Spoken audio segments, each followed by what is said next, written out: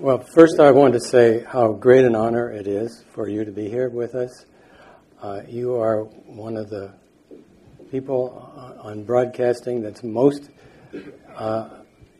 involved as a deep thinker and as a role model, and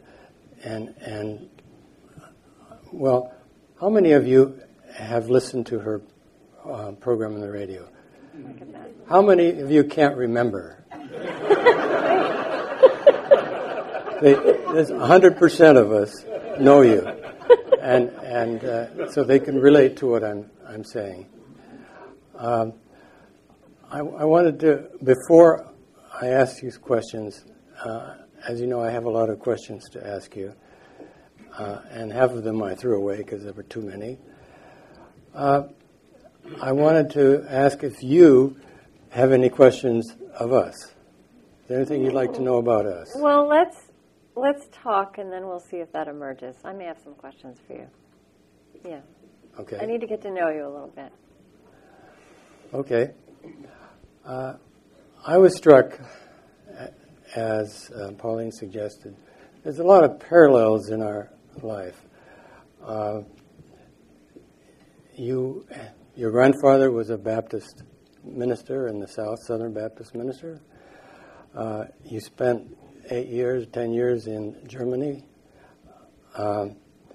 My grandfather was a missionary in China, and my father was a missionary in Africa. I spent 10 years in Africa. You went to Yale Divinity School, and I went to a theological seminary 1 year. And I'm just wondering what we're going to do next. Well, neither one of us went into a traditional ministry, or indeed perhaps something we would call a ministry. And so we have that in common too.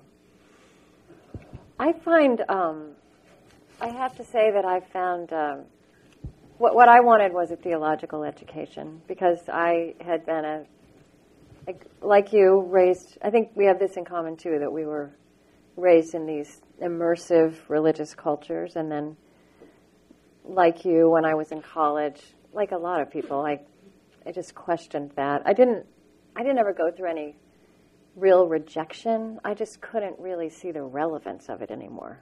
And I didn't think about religion much for about 10 years. And I was, by contrast, deeply interested and animated by politics.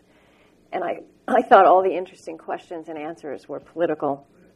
And then I kind of ended up walking my way into a world of high politics, geopolitics, and finding that left me wanting in human terms. And also, as I experienced the complexity of the world, even in that place in Berlin, which was like this fault line where where the great geopolitical crisis of that time came together,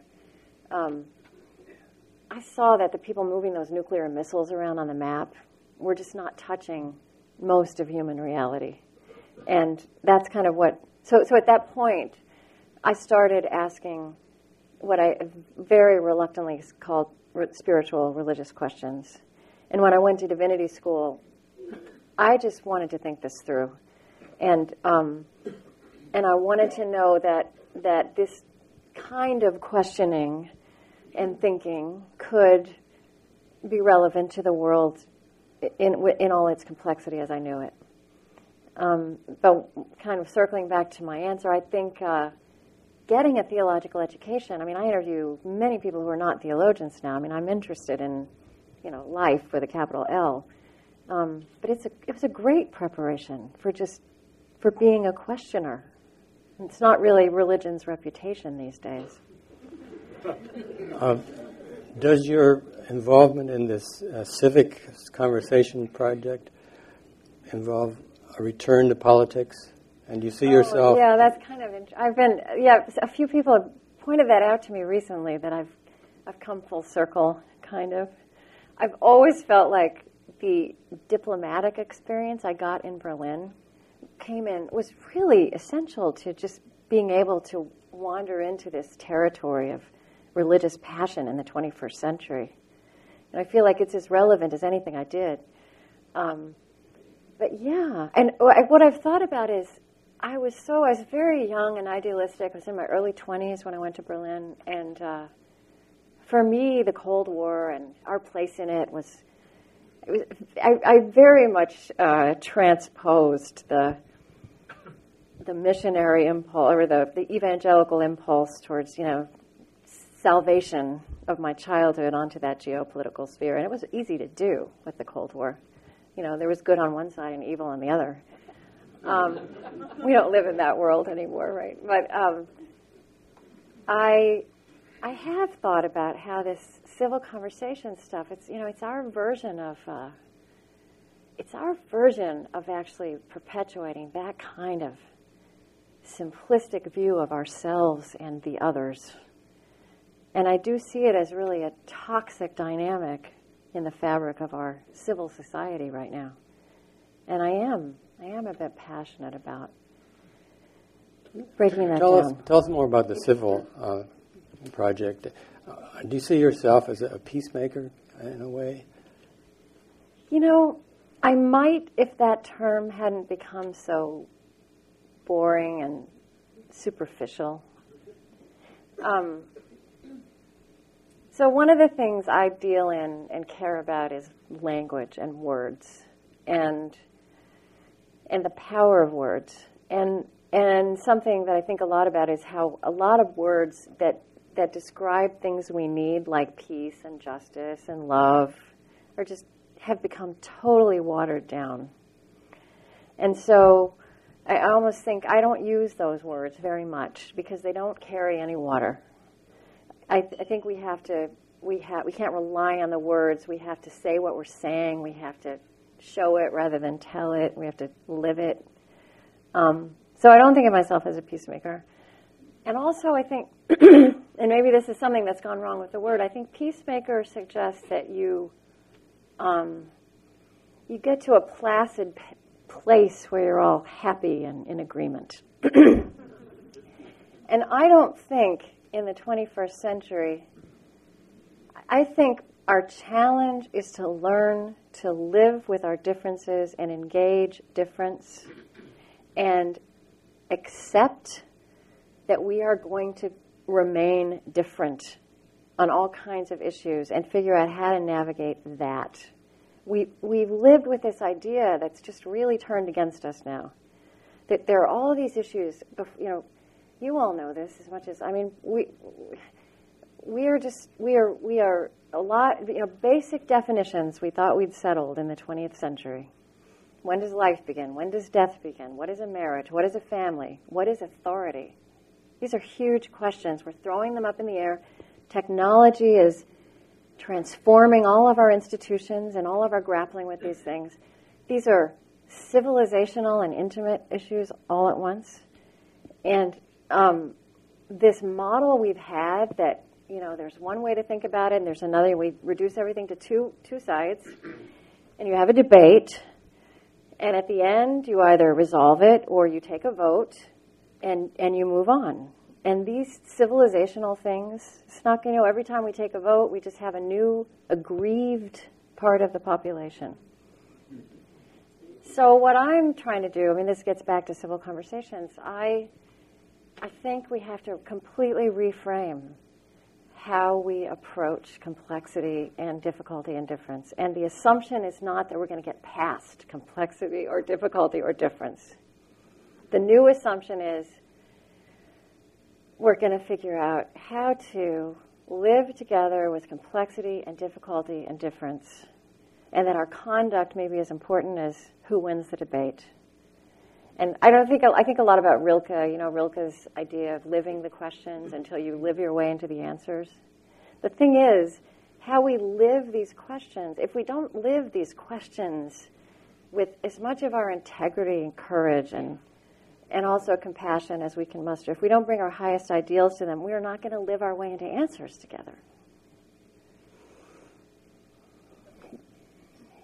Living these questions in such a deep way, what do you do for fun?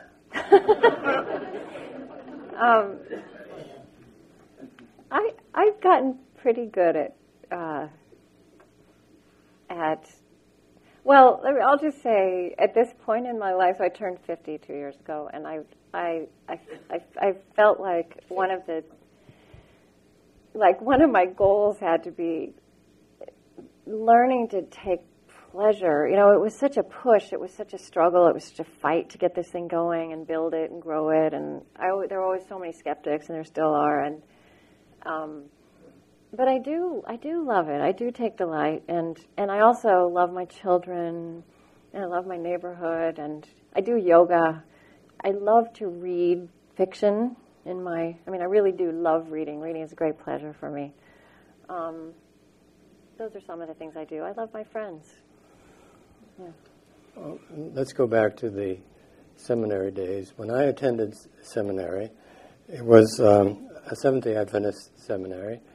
And I grew up Seventh-day Adventist. And my sophomore year, I attended the seminary because I had these faith questions that I thought could be answered. But by the end of the year, I decided to leave the church and to give up my belief in a personal God. And 50 years later, I kind of returned, but to spirituality, not religious spirituality, but spirituality in a non-religious sense. And I was wondering, because you said in one of your articles or in your book that during the time that you were in Europe, you pretty much dismissed religion and personal God. Mm-hmm. And I was wondering what was behind your going to Yale Divinity School, and did you ever seriously consider a career in religion? Well, as I said, it was this feeling that that the really big questions and the really interesting dynamics of life were actually beyond the reach of politics. And I still actually think that's something we struggle in this culture to take in. I feel like when we talk about public life, we really mean political life, and public life is a lot bigger than that. And so, that's not the way I would have described it then. That's what I see now. I felt like there was a big piece of the picture missing in terms of what we thought of as important, what I thought of as important. And so I was stretching myself. What was the other part of the question? So it was, had you considered actually a role in the church? Yeah, I didn't. I never thought of it as. I never thought I want to be ordained, but I was pretty surprised I was doing it. So I think if somebody had asked me as I was heading to it, I would say I wouldn't rule it out. It was like this great adventure, but very quickly, I knew that wasn't what. It wasn't for me. It wasn't about performing liturgy or weddings or. I did actually love preaching. I loved that discipline of. But for me, that was more this intellectual thing, taking the text apart. In your last book, the next to the last chapter, you have a wonderful chapter on depression. And you interview 3 people who've gone through major clinical depression and had kind of a spiritual lapses. And I found it to be very insightful and inspiring. And partly it was that because you went through experience of depression a few years after going to divinity school. Yeah. And I'm wondering if you have any regrets about being so open about this and talking about it publicly. I couldn't regret that because it helped people. I mean, what I will say is, so I did have like a lot of us, I had difficult childhood, and then I reinvented myself numerous times before the age of 32, and then it kind of all came crashing down. So I did have a serious clinical depression in my mid-30s, and I was in a safe place. I think that's also the way it works. I waited to have my depression when I could have my depression, and I learned so much that I needed to know about myself through my depression. I would never wish it on anyone, but and when then in the early years of the show, which was 10 years later probably, I wanted to do a show on depression, and because it was it's such a defining thing when that happens to you. It's this place you've been, and you always know you might go there again. It's within the realm of possibility, and I'd read Parker Palmer. I don't know if any of you have read. He wrote a book called, he's a Quaker author and educator. He wrote a book called Let Your Life Speak, in which he wrote really beautifully about his depression. And he was this major spiritual leader, head of a spiritual community. Not the kind of person who's supposed to have a depression. And then Andrew Solomon came out with his book, and I really wanted to do it, and it works together with what my vision for the show was too. That we're talking about all of life, and it's not just about peace, love, and joy. And what I will say about the experience of putting that show together is that when we decided to do it, I suddenly was terrified because it was like walking back into that territory to interview people and to think about it. And one thing I said in the script to that show, and I think every time we put it on the air, I reinforce this, that if you're in the middle of a depression, you shouldn't even listen to that show, because the idea in the middle of a depression that there's anything useful or good or meaningful about it is an abomination, and it's not actually true in that moment. It is suffering. But at a remove of 10 years or 20 years, where Parker was, you can start to see ways that it in fact has been healing and redemptive. And so I think in the end, I walked into that territory too. I don't mean to get more depressing, but I related very much to that chapter, that discussion, and partly because when my daughter died 2 years ago, I felt this very, very similar kind of things, and so it was, to me, very enlightening. And I'm working on a book now on suffering. And I decided to categorize suffering into about 5 or 6 things. Depression, pain, grief, anxiety, and social suffering, which includes poverty and disability and so forth. And I have found some interesting things in doing my research, and one is that developing countries, some of them, many of them, have less depression. The prevalence of depression is lower than in wealthier countries. I was really expecting it to be the other way around. Do you have any thoughts on why that would be? I do. They're not empirical. They're as much from life as from study. So one of the things that really confused me in my 20s in Berlin was, on the one hand, I'm working with these people who are moving these missiles around on the map, and these were people with genuine power. And some of them could give these brilliant speeches on nuclear arms, and then I would sit with them afterwards, and they were just like 13-year-old boys. And they were mostly men.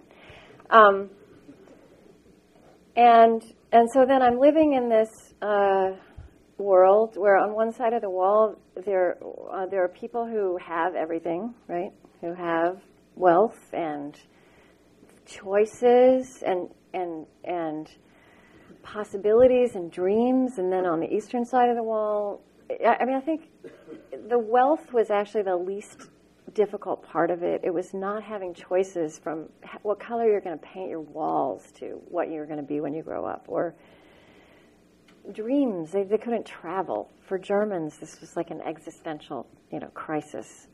And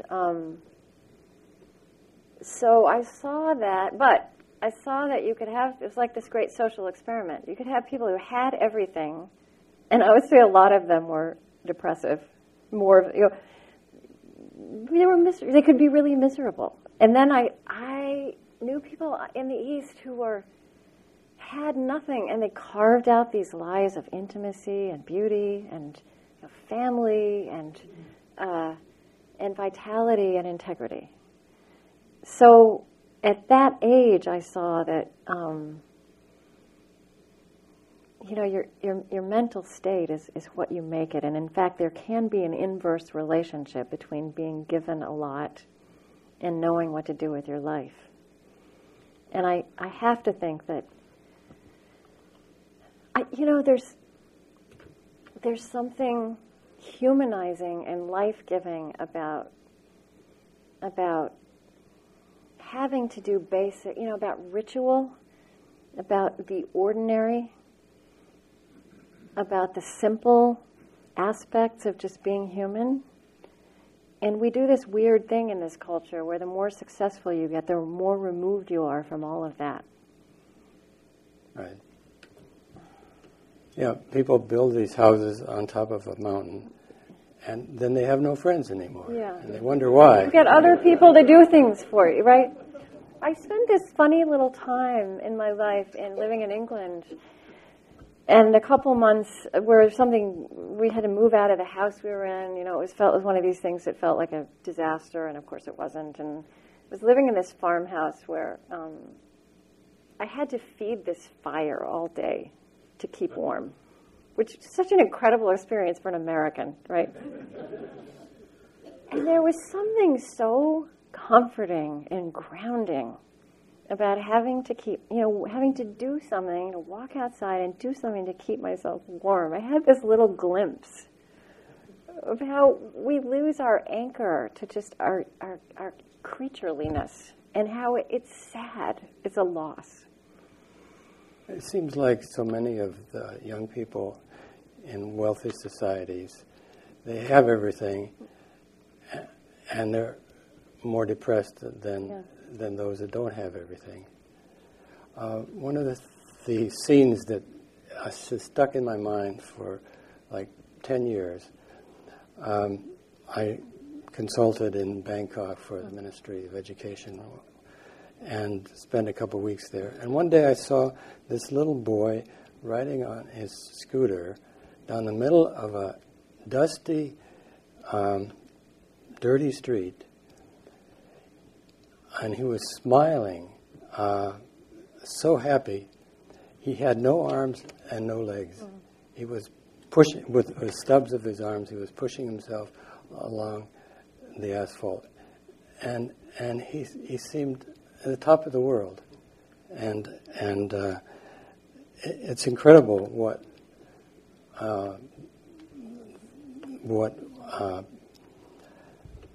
happiness you can have without any advantage. And I think it speaks to the trap we get into where we have so much wealth and so much comfort, where we overestimate the value of the material to impart substance to our lives. And it's not that stuff doesn't matter. It does. But there's this whole other piece that requires more effort, but will help us really be alive. There's a related thing that I've found in my research, and that is that there are studies that have found that people who are poor, low income, give more proportionately to charity than people who are wealthy. And this is just, it helps explain why you have the wealth of the world in a few hands, but it doesn't explain why we haven't been able to figure out a way to equalize wealth better in our world. I was talking to an evolutionary biologist this last year, David Sloan Wilson, who he's an interesting guy because he's not religious as a person, although he does really like church. He likes the music. And he's studied, he wrote a book called Darwin's Cathedral. He's studied religious traditions as adaptive groups. And he says religious traditions at their best embody a lot of the qualities that evolutionary biologists are learning about human thriving. And it can go either way, too. They're great groups. And he talked about that because they're actually, in his town of Binghamton, New York, which is just a post-industrial American city, they're applying evolutionary biology to social reform, urban reform. They're like designing schools in terms of what we know. It's a whole different way to start in terms of what we know about how you can create environments for people to thrive from evolutionary biology. I don't think self-esteem is on the list. It's like a whole different list of where we start now. But anyway, he talked about that because they've studied neighborhoods and they've studied why some neighborhoods are more cohesive than others. And there's something about, what was it that, I'm not going to, that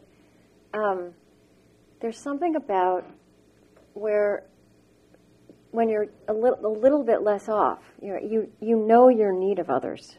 You feel that. And so you're you're more generous. And the more you get removed from your need of others, it would seem logical to us, you have more, you give more, but it doesn't work that way. You don't feel as connected to others, and you don't give. So it's more than empathy. Empathy is part of it, but it's more. Yeah. I'd like to talk a little bit more about spirituality. To me, spirituality is a combination of having values, personal values and meanings that that relate to ultimate concerns, and the other part of it is practice, meditation, and things that help me deal with afflictive or negative emotions. And I think to some extent all spirituality addresses these things. But anyway, this is how I feel about it. And I feel like many religions now have gotten to the point where they don't emphasize this emotion work as part of spiritual practice. And so they miss out. You mean like Protestant denominations, or is that what you mean? Yeah. So let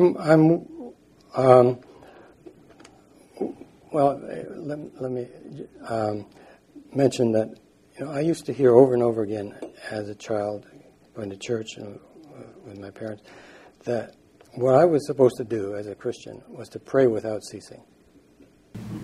But praying is a cognitive act. Mm-hmm. It's not an emotional act. Mm-hmm. And after praying... not the way Western Christianity does it. Well, yes, I'm exaggerating. Yeah. But I could still, after praying all day, feel revenge. And that's okay, because everybody else is feeling revenge. And so, what's your view on spiritual practice? Oh, well, I have a lot of thoughts on that. I think I have a lot of thoughts on that. I had a professor at Yale Divinity School, professor of Hebrew Bible. See, the traditions themselves they acknowledge all this. They're what are called the imprecatory psalms, the cursing psalms.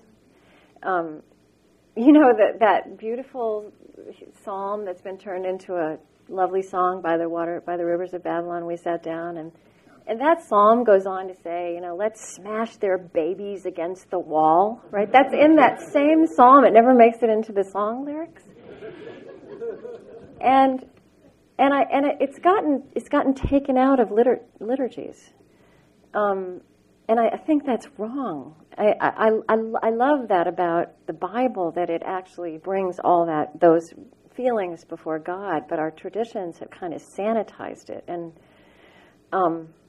so I think partly it's what it's what religious people have, it's not actually a full representation of what's there for the taking. And this teacher of mine used to say that she had a professor who told her if she was feeling, hateful, angry, it's not about solving it, it's about acknowledging it. It's good psychology. He said, take 3 imprecatory psalms before breakfast, right? And just say them, right? Just say them.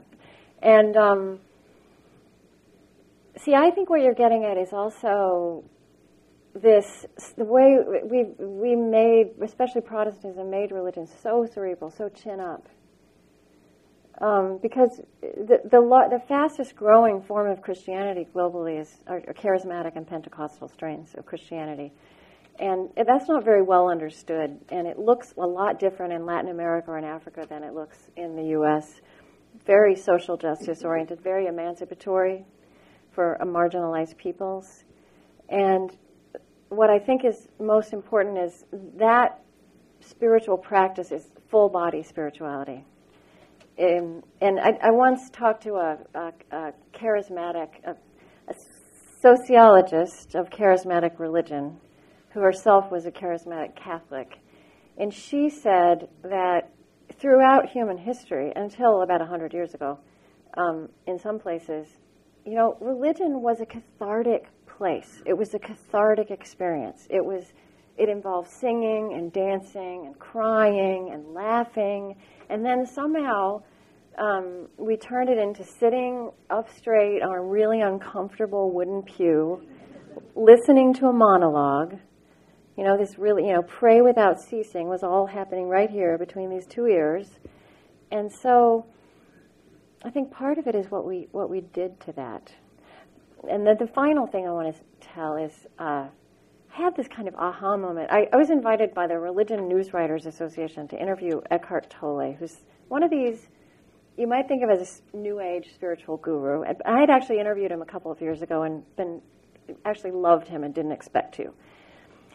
But I was asking him about this connection between self-help and spirituality, which is a huge connection in publishing now, right? And I've always been pretty skeptical of that myself, even though selectively I've partaken of some of those books. And he said to me that the reason that connection, he thinks it's important, and I think this is absolutely right, is because spirituality can be really unhealthy if you are not personally psychologically healthy.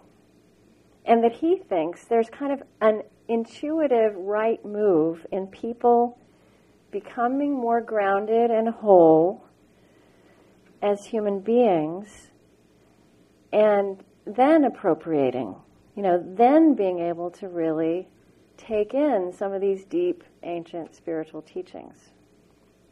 That makes a lot of sense to me, the tie between emotional health and spiritual health. Yeah. In your TED Talk on compassion, and when you were talking to Silicon Valley, you pretty much undermined compassion as a concept. But in the end, you say, but think about this, compassion is a spiritual technology.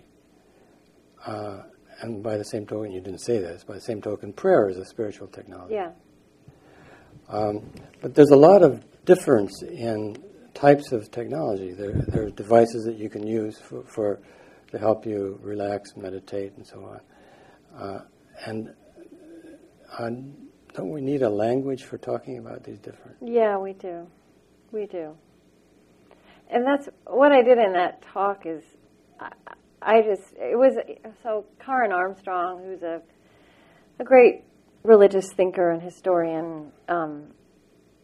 She won a TED Prize for something she called the Charter for Compassion, and compassion is suddenly a popular word, and of course I'm for compassion, but it's one of these words, I think, that just, a charter, I don't want to diminish the Charter for Compassion, but it's easy for a city to sign up and say, we're a compassionate city.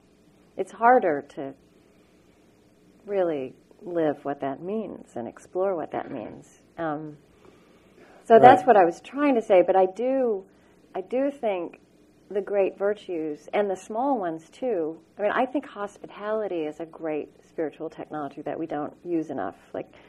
Compassion, forgiveness, love, those are really hard.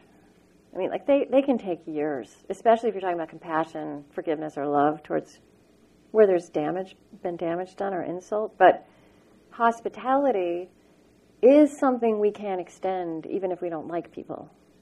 And I'm talking, if you think of it as a spiritual technology, not in a superficial way. It's not just an invitation extended. It's creating, I like to think that what I try to create on my show is an intellectually hospitable space. And that has to do with how prepared I am. It's about a whole atmosphere that you create. If hospitality in your home is not just an invitation, it's lighting candles, it's cooking a meal. But we could be doing a lot more public hospitality without having to have taken the vote and divided up into winners and losers. So I do think it's powerful stuff. Speaking of hospitality, I searched your website, which is really rich. 500 interviews. Is that how many are there? I didn't even know. 550, all of them transcribed with videos. Right. A tremendous resource. I searched for community, and I didn't find much. And I was wondering if this was an oversight. Well, I think I want to blame American public media not spending enough money on a good search engine. Really, I'm serious, because a website search is a very complex thing, and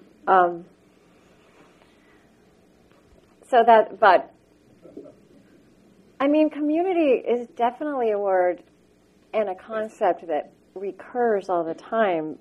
You're right that it hasn't been in many show titles, which is an easy way for things to come up in the search. Well, let's talk about this later. Yeah. I wanted to ask, since you mentioned Regina Spektor as a singer-poet in one of your interviews, I wanted to ask if you had heard her song "Laughing with God." Have you heard it? She starts by saying, "No one laughs at God in a foxhole. No one laughs at God if they're about to die." Mm-hmm. And she goes to about 24 of these situations where no one would laugh at God. But then the very last line is, "No one laughs at God. We're all laughing with God." Does that have any meaning to you? All I can say is I consider a sense of humor to be one of the holiest qualities. And I have not met a person who I found to be wise and, holy, whatever that means, who didn't know how to laugh and smile easily. And to cap it all off, I sat with Desmond Tutu. He was somebody I wanted for years, and it took me a long time to get him. And he told me that God has a sense of humor. And if Desmond Tutu tells you that, it's just true, okay? I'm just telling you. It is, and here's somebody who's lived through a lot of unfunny things. And he not only says it, he demonstrates it. And it's true again and again for me.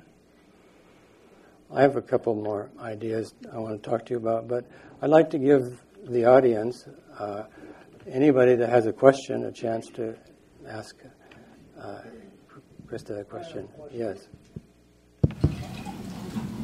In the beginning, a part of your conversation, perhaps most of it, was animated by the fact that the two of you have something in common. I feel that I have something in common with you, and that's part of the basis of the question or questions that I'm going to ask. I'm a Southern Baptist originally, so I know something about the fiery preachings, perhaps, of your dad, certainly of some in that same position. What effect, or to what extent did that basic experience of yours illuminate, frustrate, affect your journey from that? And then the second part of that is, during this journey, you must have sometime looked back upon the teachings of your father. Have you ever felt any guilt about the fact that you have not carried on that tradition, or how it's affected you? Oh. You see, I know what your father would probably say about depression. He would say that's the devil. Yeah, right, that's right. It'd be easy. Well, thank you. That's a great question. So when I was young, when I left home, I was most aware of what I was rejecting. And I was rejecting the fact that my grandfather, his religion, the most prominent thing about it was the do's and don'ts, and it was mostly don'ts. There was hardly anything you could do. You couldn't dance or drink or swim or play cards or on and on. And also, I felt like, even Methodists weren't going to heaven.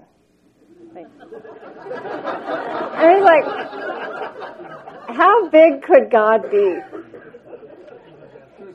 So that stuff didn't make sense. But then, as I came back to religion, I did love my grandfather. I revered him, and I realized consciously for the first time that I was getting there were a bunch of messages I was getting from him, and they didn't add up.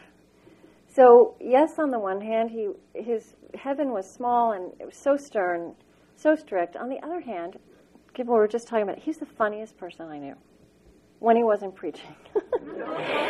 And he was funny. He had a sense of humor. He loved to laugh. He loved to tell jokes. He loved to do practical jokes. He was the most in-touch person in my childhood, which was in this pretty inhospitable terrain of Oklahoma. He was most in touch with the natural world. When he retired, he moved to a farm. He raised cattle. He had pecan trees. He grew his own vegetables.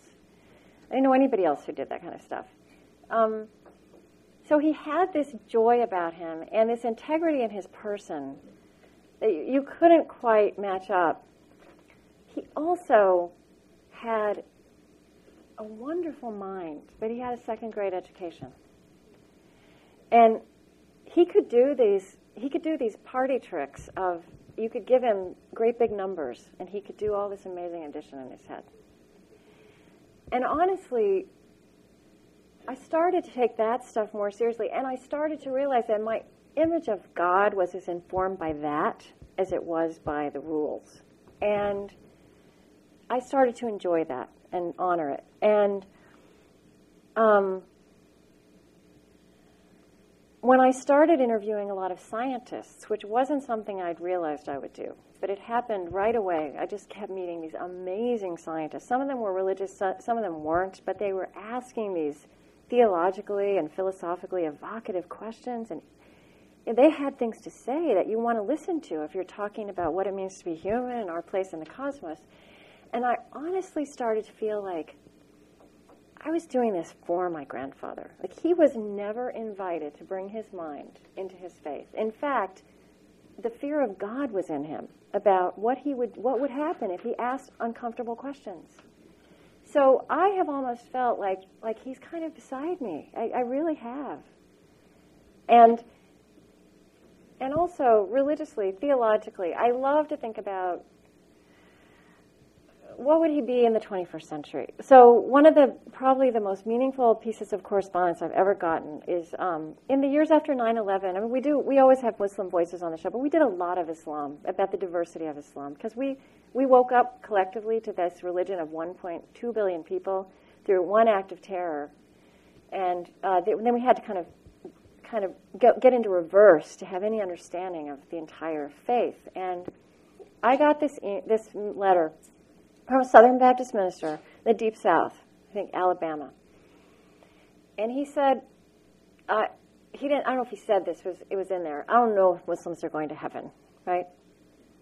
But he said, really, that was not his concern or something he had to tie up in this lifetime. What he did know was that the way people were treating Muslims was unchristian. That it is not Christian to hate people because of this identity or that identity. You don't know them. And he had written a book for children, introducing them, Christian children, introducing them in a really basic way to the religion of Islam. It's hard for me to imagine my grandfather making that move. But I have chosen to imagine that if my grandfather were a Southern Baptist minister in 2001, 2005, you know, that could have been a place he'd come to. Any other questions? One of the gifts of this university, the Yale Business School, was the Kierkegaard C.S. Lewis scholar, Paul Homer. Oh, right. I read him.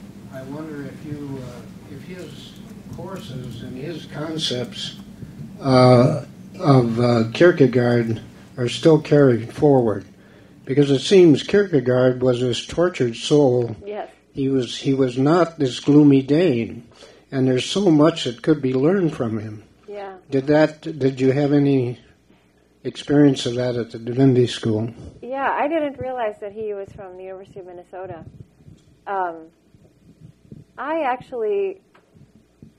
I went to Brown, which was such a bizarre thing. I mean, it was literally, I can't even tell you the story. I was geographic affirmative action, right? It makes no sense. I hardly heard of it. Nobody in my family had heard of it, and nobody was impressed that I was going to Brown. And I kind of chose it because it was as far away on the map from Oklahoma as I could see. But my first semester there, this is where there was a little bridge between I took a course on Kierkegaard, and I loved it.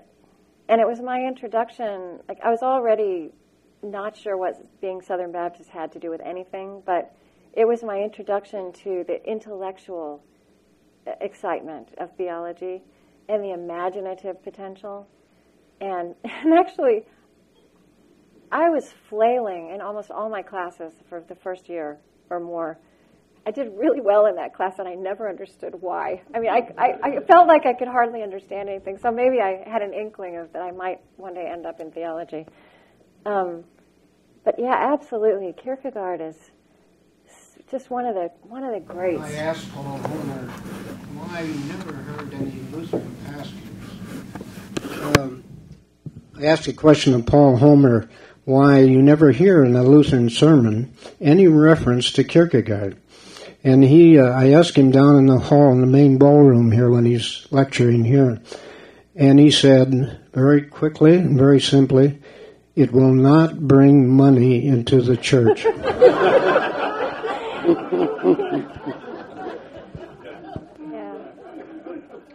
Oh. Any other questions?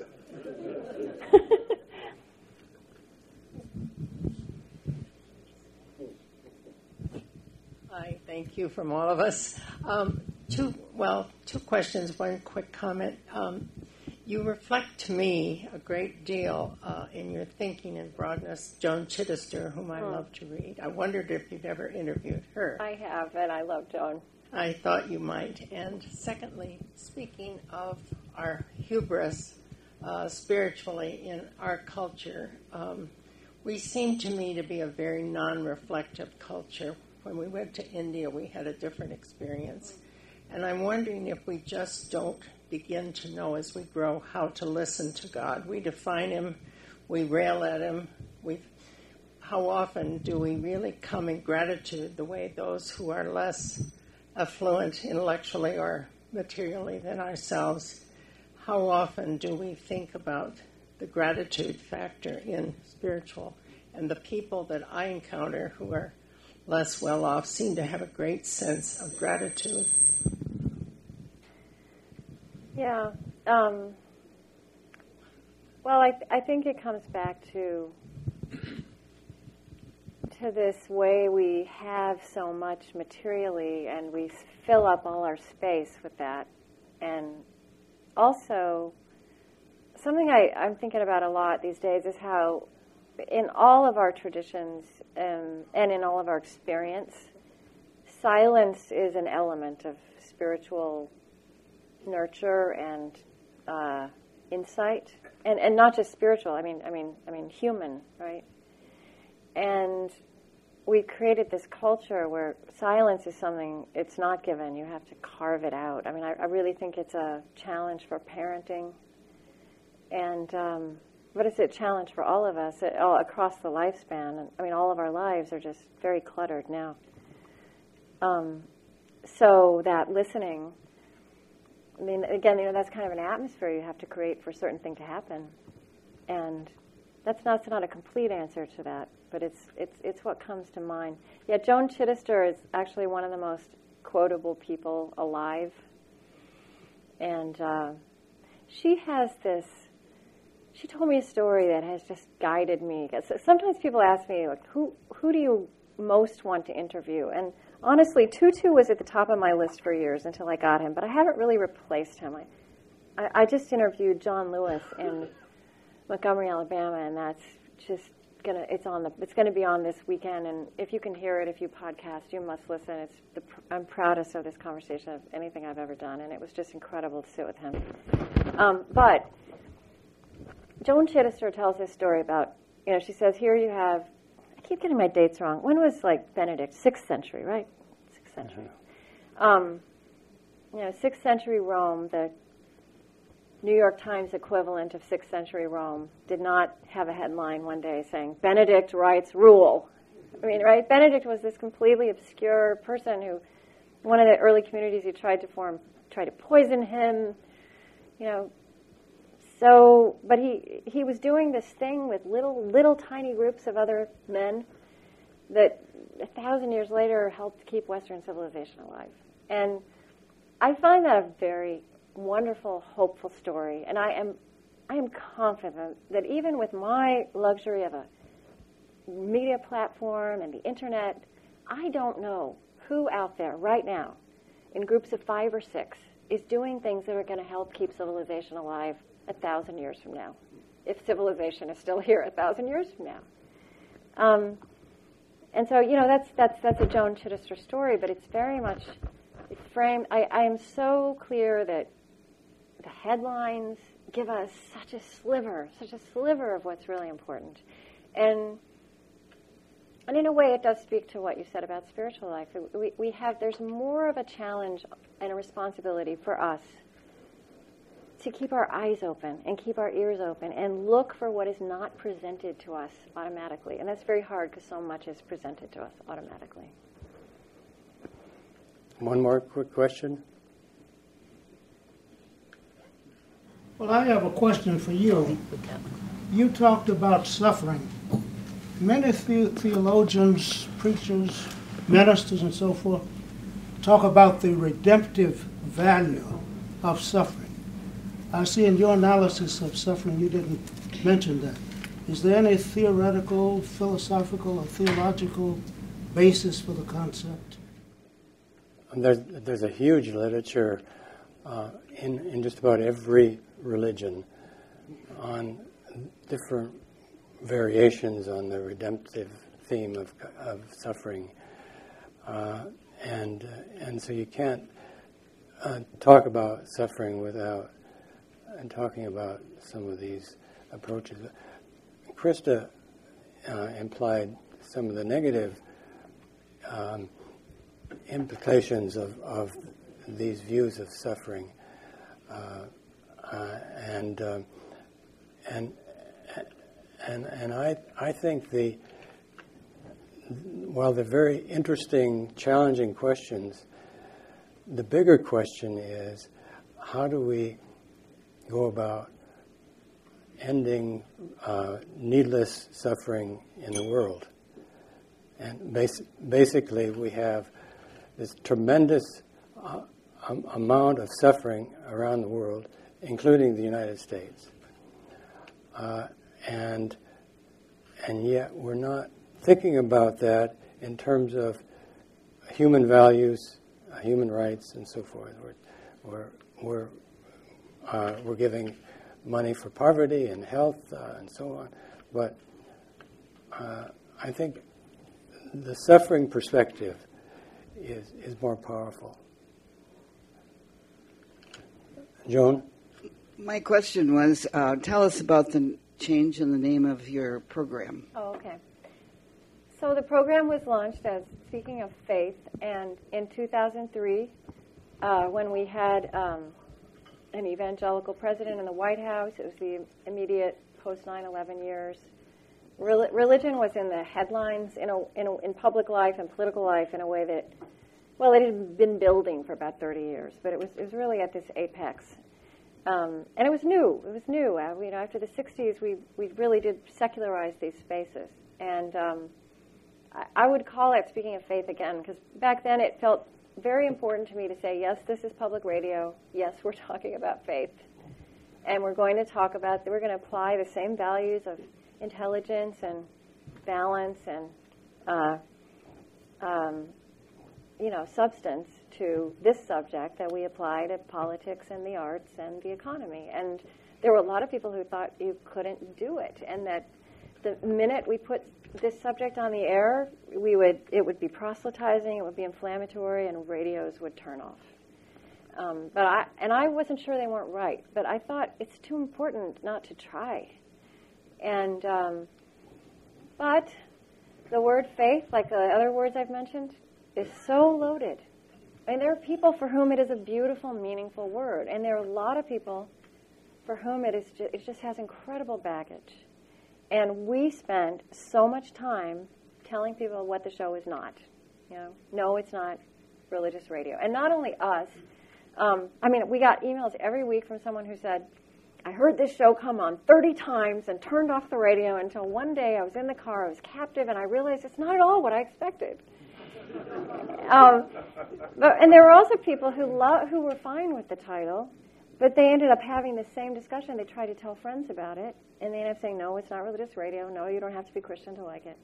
And I just felt like at some point, that's not what a name should be doing for you.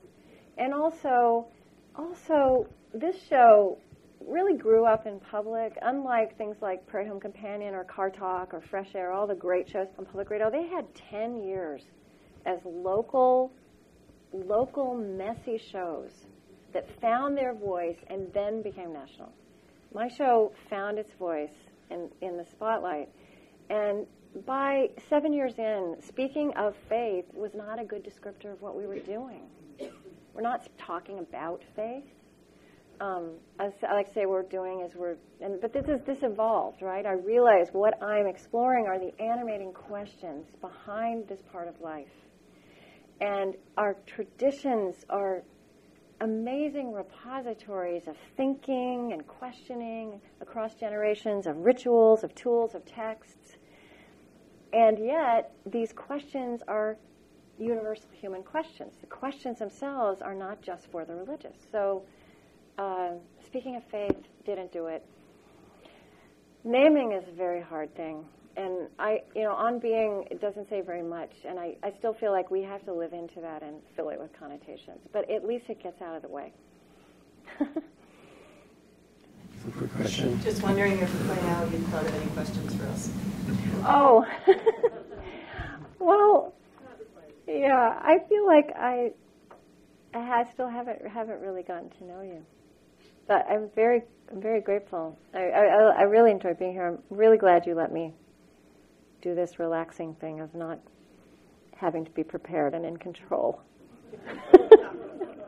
Well, I want to just leave one thought with you. It's not exactly a question. But since I retired I discovered that there are many retirees that want to truly retire and not do anything. But then there's a lot of us who want to continue doing things, not necessarily the same thing, but contribute to our fellow retirees and to the world. And there's a prejudice in society against the elders, and it's not like in primitive American culture where elders were the leaders and they had the wisdom. We have a lot of wisdom, and now, unlike 50 years ago when people died after they retired, Right. we live for 20 or 30 years. Yeah. And so we become wiser, and many of us become more spiritual as we grow older. We have the time to be spiritual. And yet society doesn't really give us an outlet. And I just wanted to leave you with that thought. And if you have any solutions, give me a call. Well, I do want to say something about that. And it actually is a response. If I have a question of you, I've thought about this a lot, and I'm thinking about it more. Our society is impoverished because it's not just we don't revere elders, we have no cross-generational connection, right? All these ways we used to be organically connected through extended families and neighborhoods where we'd always lived, or churches everybody went to, and that's all broken down. We in our culture we moved from one kind of experience to the other where we're basically with people our own age. And I don't think it's natural. I don't think it's sustainable. I don't think it's good for us. And what I can tell you is I think young people, one reason younger, I mean really younger people, like high teens, early 20s, like my show is because they get an experience of the wisdom of elders. And I'm really committed. I mean, some of the great people I interview are 80. Our show, demographic, has this really interesting, it has bumps at that low end of teens and 20s, and then again at the upper end. And I've had this conversation with people recently that because we are living longer, because age in the last 10 years, I think, has been age has become relative, right? And you now have this whole new phenomenon that people who wouldn't have been alive to be spiritual seekers a few generations ago are great, vigorous spiritual seekers in this culture. And, just like, and I think it's a kinship with people at that other end. It's another part of life where you get to ask these big questions. But when you're asking it at this end of life, you have all this experience. I mean, you've lived so much. And I am actually really committed to trying to connect that dot. If you have thoughts for me, please let me know, because I think it's fascinating. And I think something will come of it, but I don't know what it is.